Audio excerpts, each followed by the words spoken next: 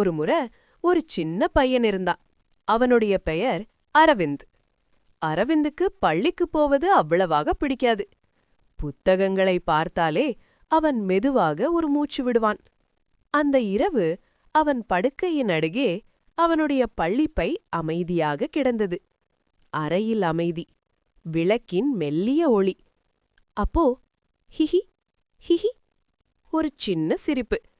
அரவிந்த் கண்களை பெரிதாக திறந்தான். யாரது என்று மெதுவாக கேட்டான்.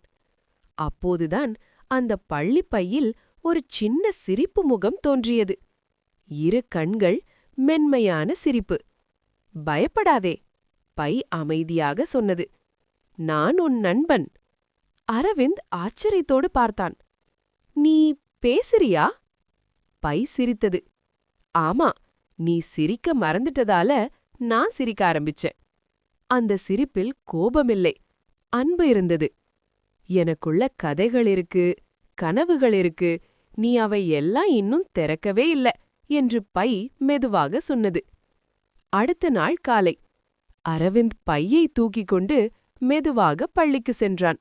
அவன் நடை மெதுவாக இருந்தாலும் மனசு லேசாக இருந்தது.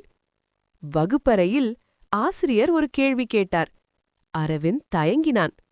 அப்போ அந்த பை ஒரு சின்ன சிரிப்போடு உனக்கு தெரியும் என்று சொன்னது போல இருந்தது. அரவிந்த் கை தூக்கினான். சரியான பதில்.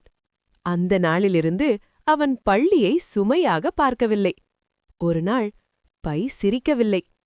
அரவிந்த் மெதுவாக கேட்டான், என்னாச்சு?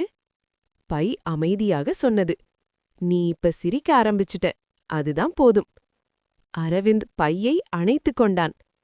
பை சிரிக்கவில்லை, ஆனால் ஒரு குழந்தையின் மனசு மகிழ்ச்சியாக மாறியது.